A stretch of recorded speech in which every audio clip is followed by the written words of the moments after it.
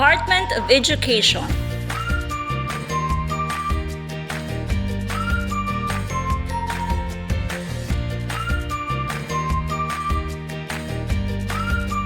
Rosario Central Elementary School presents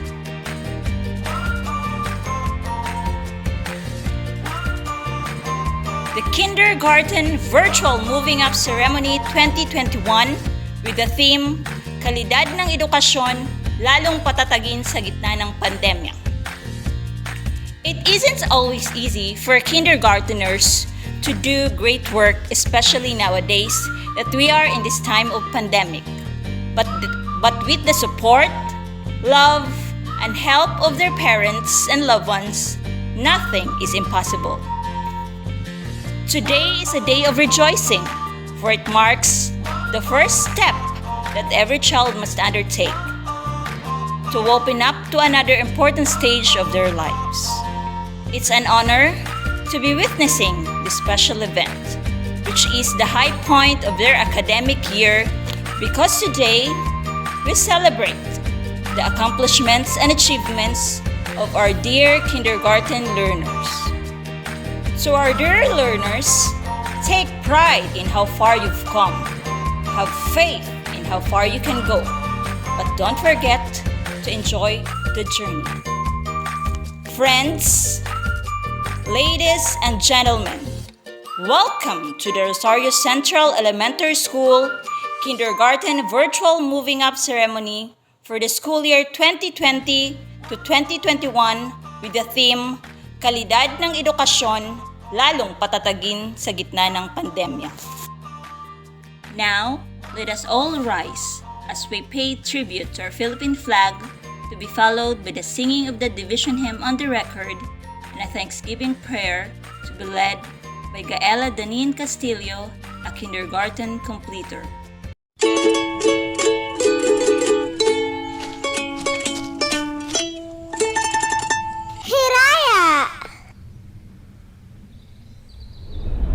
Mga bata, ang pambansang awit ng Pilipinas. Kayang mag-ibig, palas ng silanganan, palab ng puso, sa dibdib mo'y buhay. Upang hinirang, tuyang hanggang pag-ibig, sa mandulupig, di ka masisiin, sa dagat at bundok, sa simulan, sa langit mo'y buhay. Malinagang tula at awit sa panay minamahal. Pagsunod ng matawat mo'y tagumpay na nagtinilig. Ang bituin at karangyak ay kahit mamay di magdidilim. Lumalang araw ng buwan, ating pagsilang, ilalangin sa piling. Ang ligaya lang ko ay mga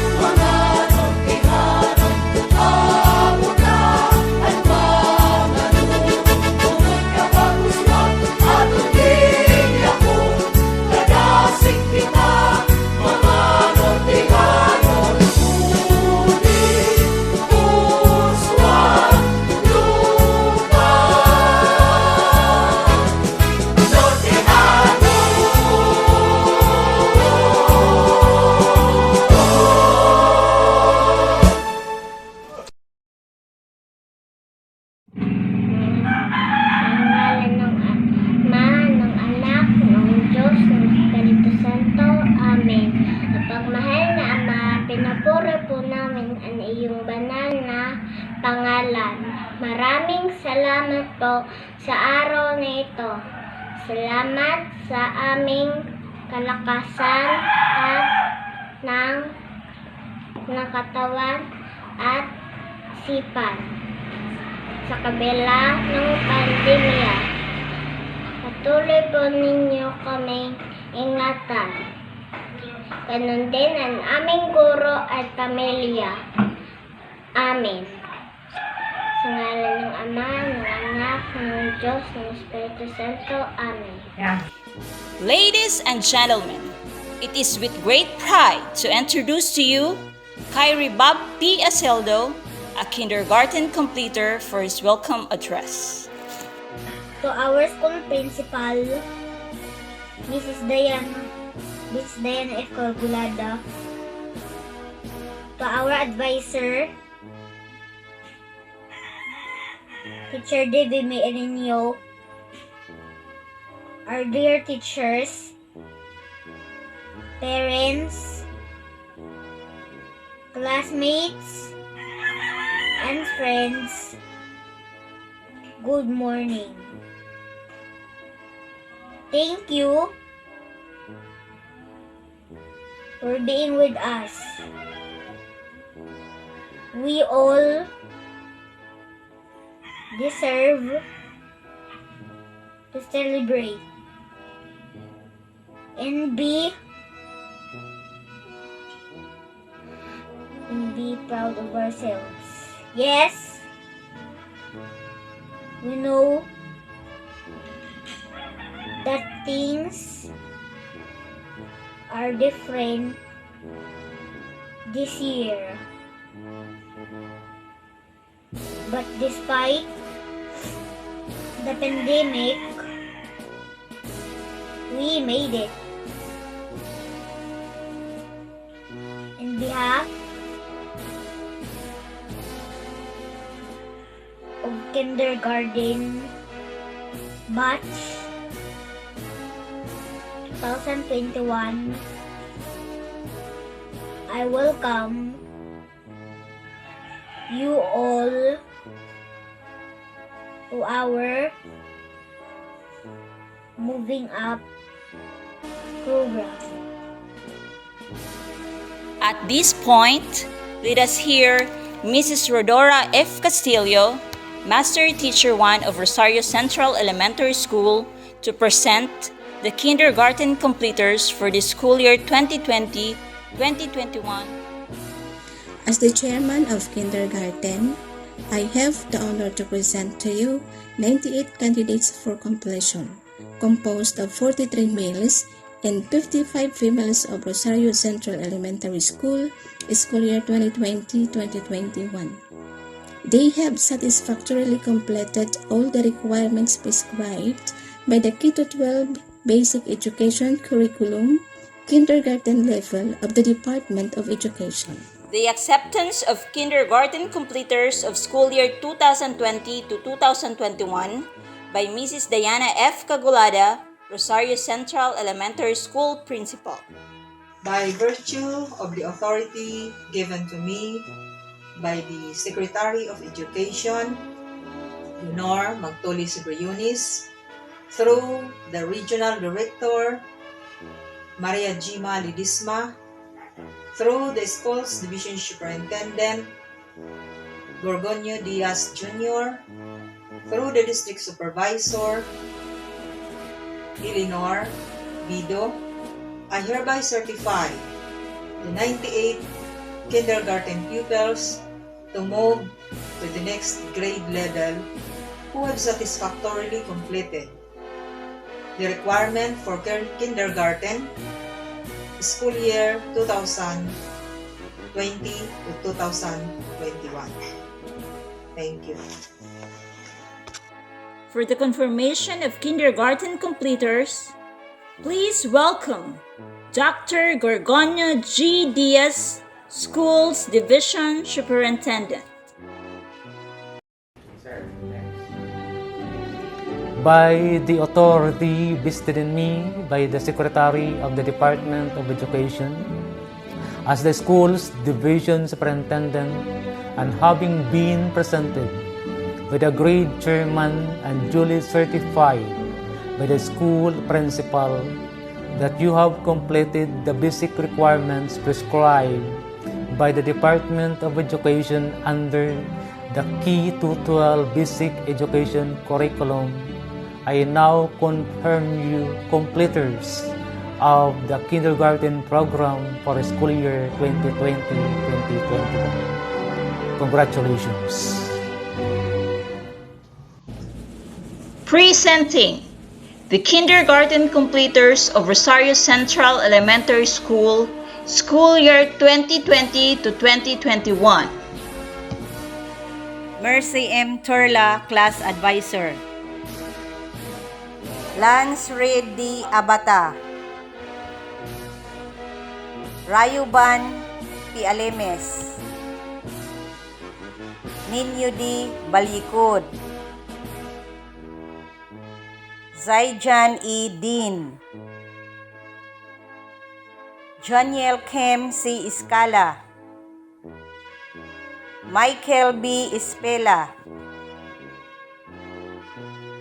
Francisco Is Gamay. Zian Sak B. Hokoya. Jade B. Marquez. Charles E. Pipanyo. James C. Sanoni. Gabriel T. Toba. Bianca Grace C. Alcera. Mary E. Balugnapo. Mary Ann A. Bautista. Ashley S. Bicol. Blair M. Bulusan. Athena Shane D. Kabuslay. Princess Nicole A. Caimol. Micaela B. Diases. Alexa Jade C. De Peña. Jamaica May E. Escala. Silan Escala. Cyril Escala. Mary Jane E. Frago. Robicar C. Garaes. Cassiopeia Ann Largo. Yancia M. Malbasias. Princess Arian A. Mariano. Princess Kate E. Pidilino. Jairami D. Pidong. Micaela Rose B. Saludaga. Kindergarten completers of Kinder Orchid class. Jonas C. Abata. Mark Dave T. Alcera.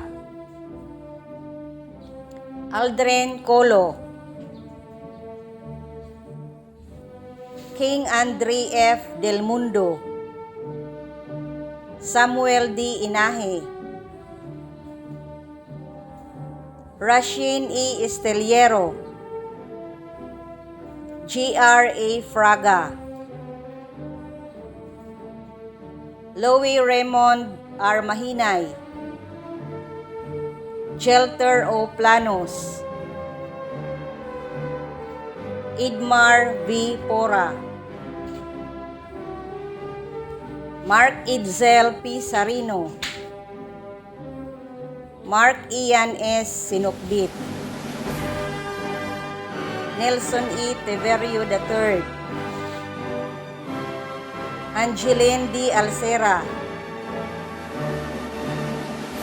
Aika Balasta. Gail D. Balikod. Gisa A. Bicol. Precious Nicole T. Bicol.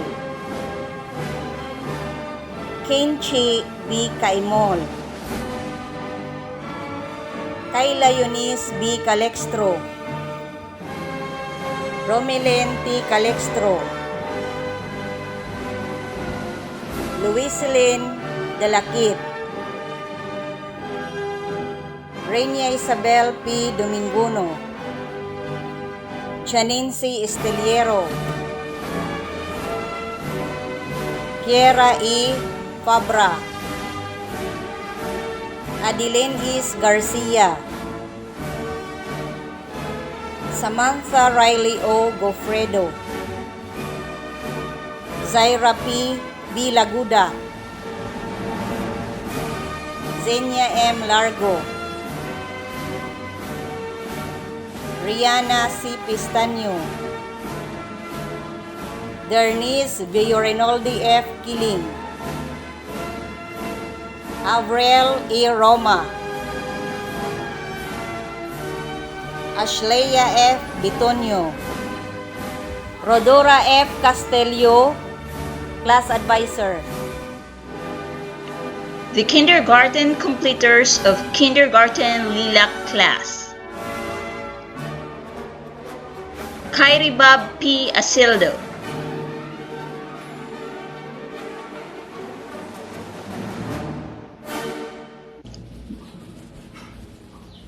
Mark Lester M. Amaro,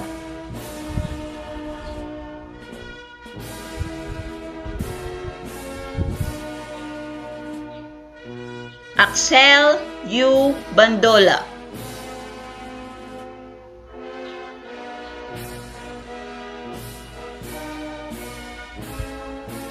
Kyle Ethan E. Barreda,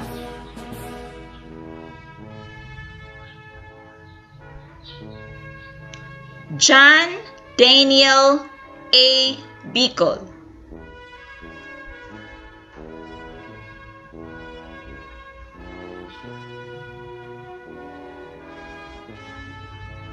Dave A. Calextro,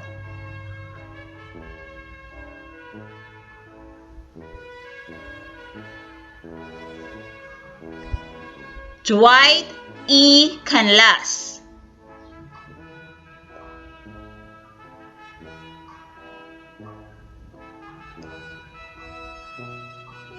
Jake E. Daria,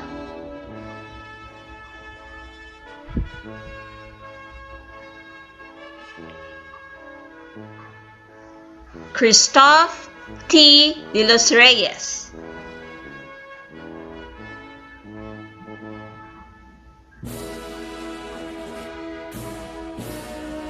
Red B. Erenio,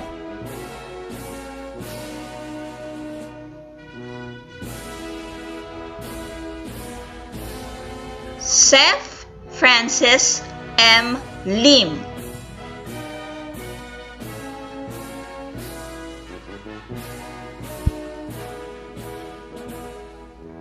Jemrel L. Malinaw,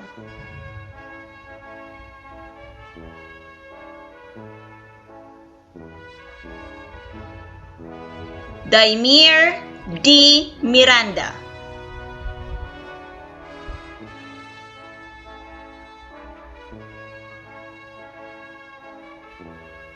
Joseph T. Ofilanda,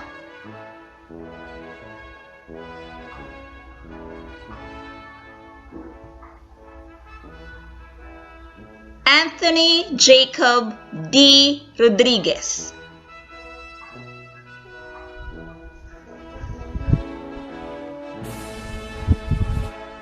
Sedkel G. Sadikon,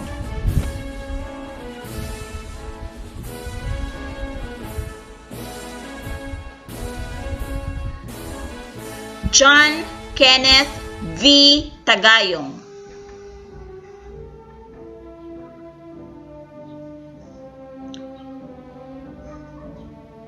Elmer D. Torla Jr.,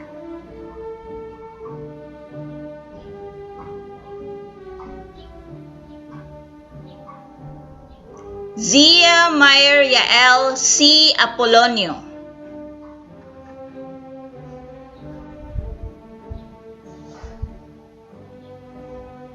Megan Miles P. Balag,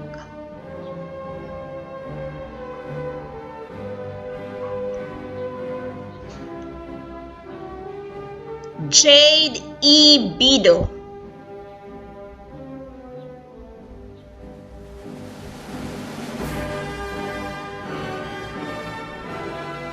Erlene Therese M. Bido,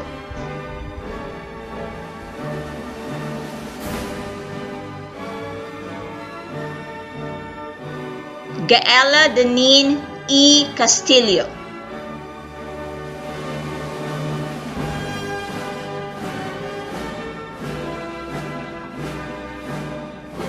Riza May G. Castillo,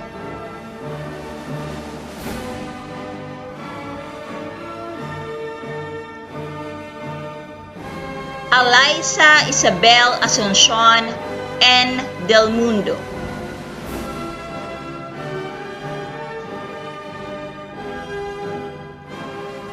Fifth Princess Gabriela G. De Peña,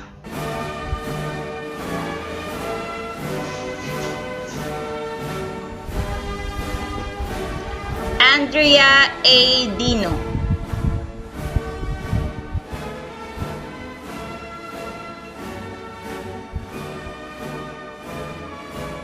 Frances Arabella Dominguno,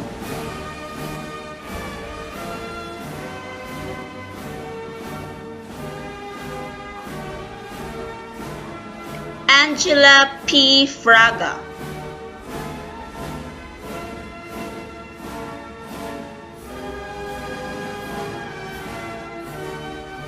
Tiana Alexis D. Miranda,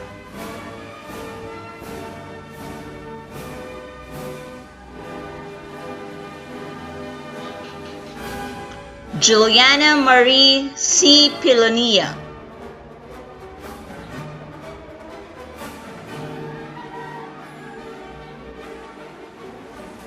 Riza Ann T. Rascano,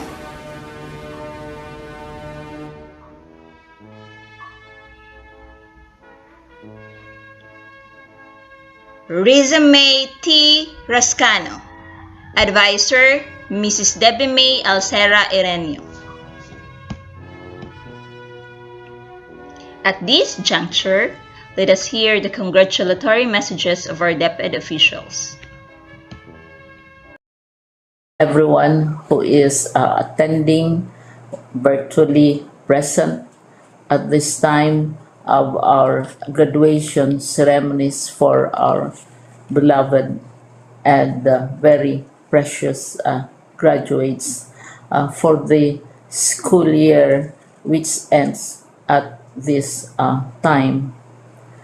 First of all, I'd like to greet the parents and family members without whose sacrifices, whose reminders, and whose participation in the learning process for our graduates have resulted in this culmination program. This year, your role has changed drastically, where we've always thought, we've always believed that the matter of educating our children rests nearly exclusively on our teachers and our staff. This time, you parents, you family members, you who are in the households of our learners have expanded your role and contributed to this wonderful day wherein finally our learners are graduating in this culmination exercise. So congratulations, because this year has not been very easy, has not been a picnic for our teachers, for our family members, as well, especially the parents, mothers, fathers, sisters, brothers, and all who have contributed to the achievement of our learners at this time. So Maraming salamat at congratulations, parents and family members. Mas malaki ang role ninyo at this time compared to earlier graduation exercises. Secondly, I would also like to greet our teachers, without whose very careful review and careful supervision of the work of our pupils and our learners, this event would not be taking place at all. And so thank you, teachers. Your role has also expanded. In addition to seeing to it that the modules are faithfully followed, the assignments are correctly implemented, and the learners are truly learning, and you have had to deal with new ways of assessing the performance also of the learners. So congratulations, teachers, for enduring, for your patience, for your love for our learners, and your willingness to engage in a way and methods of teaching which are different from those which are used to. Assessment must have been especially difficult for you, especially since you were not able to see most of the time our students in face-to-face meetings, and most of the meetings, of course, were virtual. We'd also like to thank the local government units for their interest, for their cooperation, and for their continuing contributions to the needs of education, even as our children do not go to school. Your donations of material as well as financial resources at this time are most welcome, and your advice has been taken seriously not only by our teachers, by our school officials, but also by our officials in the Department of Education. We continually talk with local government units, especially in times of disaster, in times of great need for classrooms, for space, and for responses to unforeseen emergencies. Thank you, local government units. But of course, most of the congratulatory greetings fall on the deserving graduate. Each and every one of you is truly special. You are different from the other graduates who have passed through the portals of your school. You went to school practically without seeing your teachers, if at all. You went to school with your parents, your mothers, and your fathers hovering over your shoulders and seeing to it that you are able to complete your assignments. You are completing your studies at a time when examinations and assessments are different. You are culminating these long months of hard work at this time, even as you have to do family chores, even as you are distracted, and even as your world has turned upside down, and it seems and it appears as if we don't know what the future holds and what will happen next. But you have persevered, and now you are ready to graduate. And therefore, you deserve each and every bit of congratulations from us in the Department of Education, from your parents and family members, your teachers, from the officials in local government, as well as in the parent teachers associations. You deserve each and every single congratulatory pat on your back, each hug virtually, of course, and each greeting, which I am sure you are also receiving virtually. I don't know if you will remember this event many years from now. I have tried to recall myself who our graduation speaker was when I finished high school and when I finished my college studies. All I remember is that the graduation speaker was someone important, someone who was invited because that someone is supposed to give a message. What was more important to us graduates at that time was the excitement of the celebrations, the happiness and the joy of our parents, the sadness of parting from our classmates and from our teachers, and the enjoyment of all the graduation events that usually take place come commencement day. When I was a college student, we had a series of events which were designed to embed in our minds, which were designed to help us remember and not forget our days in college. We would spend one whole day going around the campus, visiting the classrooms, saying goodbye to our teachers, and sharing memories. We would have bonfires to say goodbye to each other. We had baccalaureate services where we committed ourselves to God and we prayed for guidance when we go out into the world.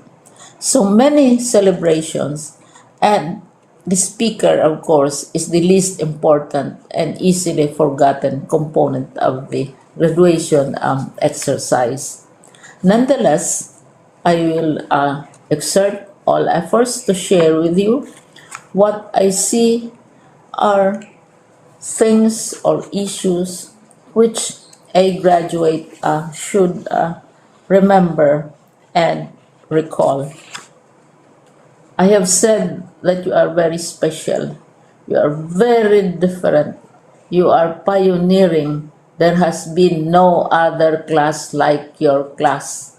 There has been no other graduate like you as a graduating student because you are the very first graduate of the blended learning response to education in the Philippines. And so you ask yourself, what awaits you in the world outside? You can either work because the kind of curriculum you survived and underwent as a student will enable you to go to work if you wish to go to work. Some of you will proceed to further studies, and this would be a wonderful thing because there are many opportunities for further expanding your knowledge, for further answering and looking for explanations of issues, events that make you curious, especially in science, in technology, and also in the arts. So you can work, you can go to further studies, and perhaps some of you will settle down, hopefully not too soon, so you can pursue what you really want to do. So today, this is why we call it we call this exercise a commencement exercise. It's not the end of our studies. It's not the end of all our efforts with blended learning, with modules, with floods, with earthquakes, and of course with COVID. It's a commencement of doors opening to you. More doors will be opened because you are a graduate.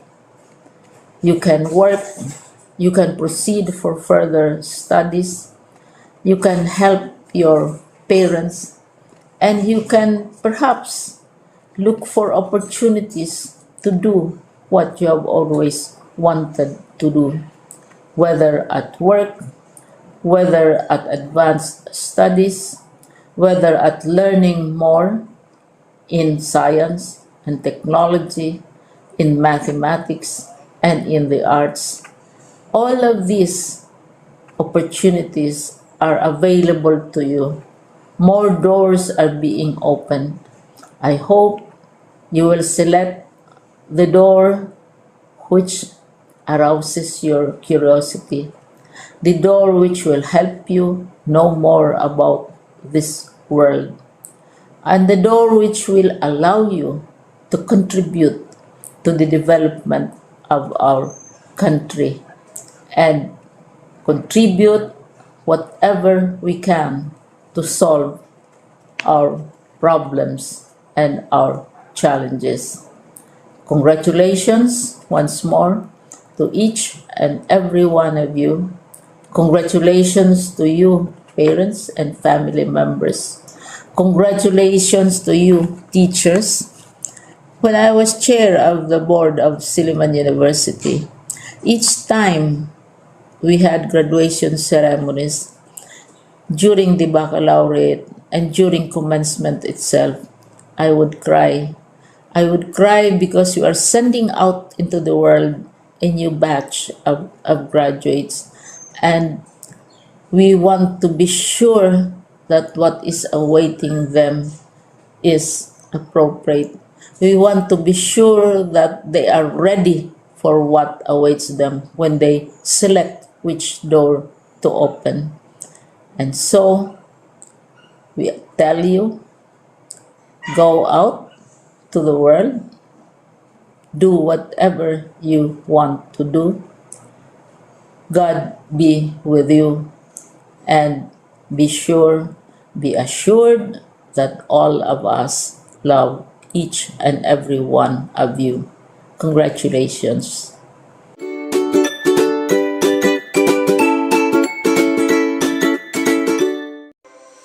My warmest congratulations to the graduates of Batch 2021. Today marks another milestone in your lifelong journey in achieving your dreams and successes in life. Finishing your basic education in the midst of pandemic was quite challenging. The shift from the normal to the current situation was a complete change for all of us. The process of keeping abreast with the latest trends in education was not easy, but you did your best in dealing with the challenges of the new normal. This year's graduation theme, Strengthening the Quality of Education Amid the COVID-19 Pandemic, highlights DepEd's commitment to provide inclusive and quality education while ensuring the safety of the teachers and learners from the health risks of COVID-19. My dear graduates, you have proven your resilience by braving the threats of the global health crisis in furtherance of useful and productive learning. I congratulate you for your courage and genuine commitment to contribute to nation building by continuously improving your skills and competence through quality basic education. To the champions of education, the tireless teachers, generous stakeholders, and loving parents. This occasion marks another unmistakable example that everything is possible when we unite and pool our resources together. I sincerely thank you for your commitment and inspiration in exploring the most sustainable ways of supporting the learning continuity of our learners in the face of COVID-19 pandemic. Dear graduates, the road ahead is full of uncertainties. Press forward. Let your dreams and aspirations be your guide toward achieving the fullest potentials and building a strong nation for the Filipino youth. Once again, congratulations and Godspeed.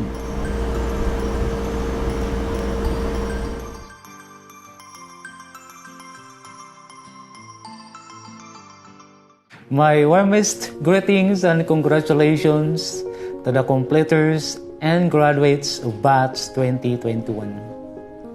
Today is a significant milestone. This is the moment to celebrate life.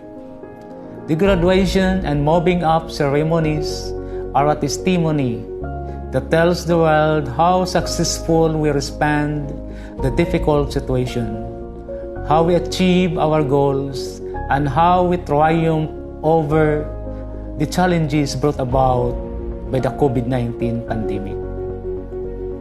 This year's theme, Strengthening Quality Education Amidst COVID-19 Pandemic, articulates our foremost aspiration and a strong desire to provide and enhance quality basic education to our learners despite uncertainties and disruptions in the education landscape.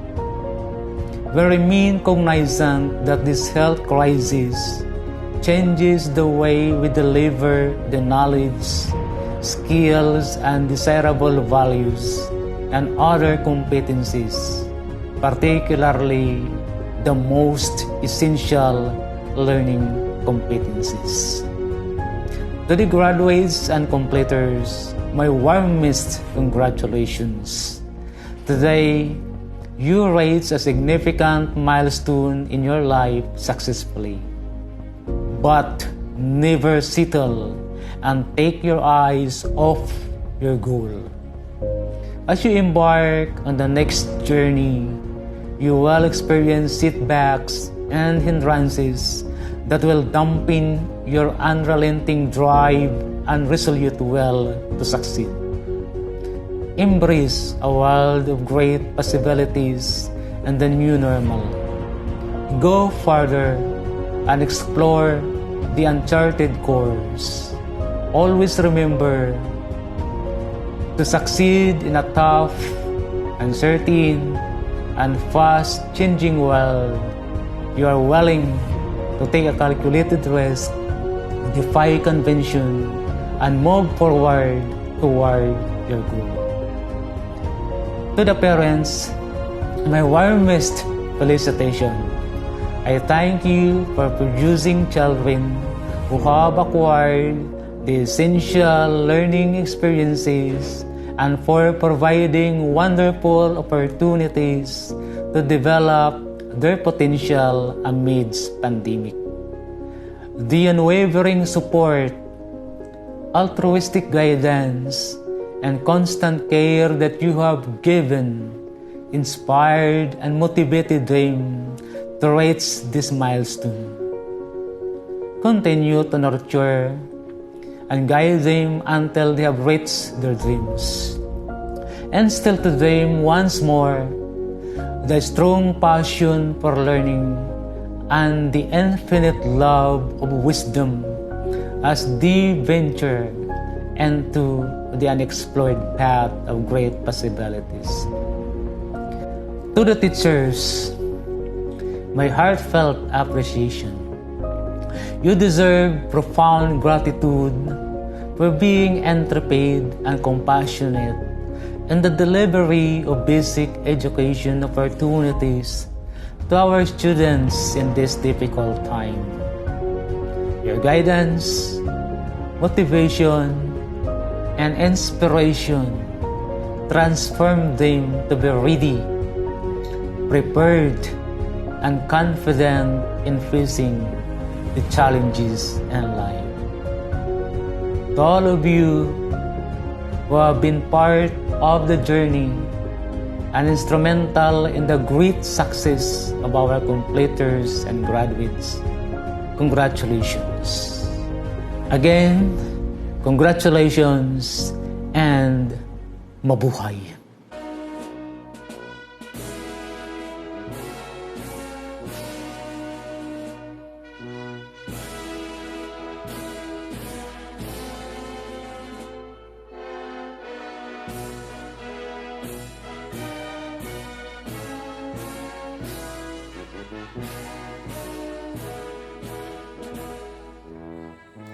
Brace yourselves as we witness the showcasing of kinder milestones for the academic year 2020 to 2021.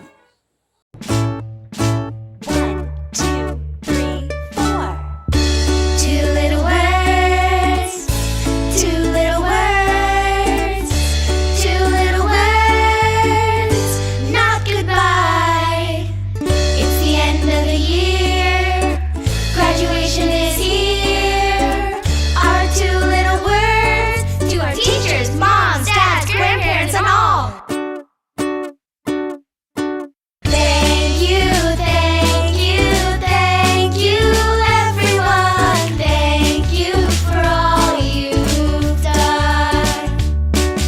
Thank you, thank you, thank you, everyone. Thank you for all you've done.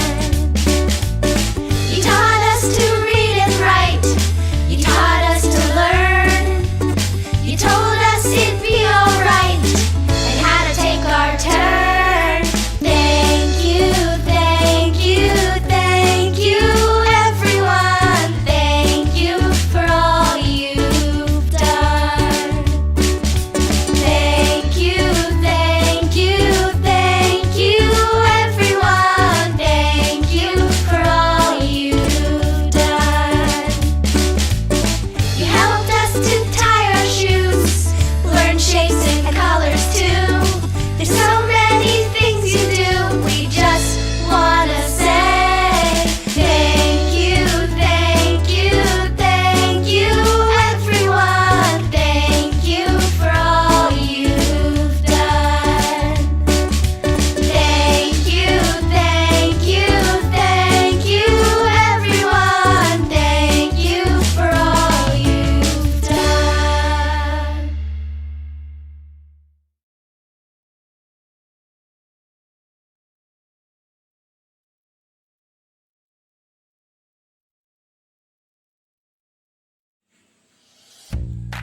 The RCES teaching and non-teaching staff would like to express our deepest gratitude to our dear parents, friends, guests, and to those who in one way or another have extended their invaluable assistance and support for the success of the kindergarten virtual moving up ceremony 2020 and 2021. Stay safe and God bless us all.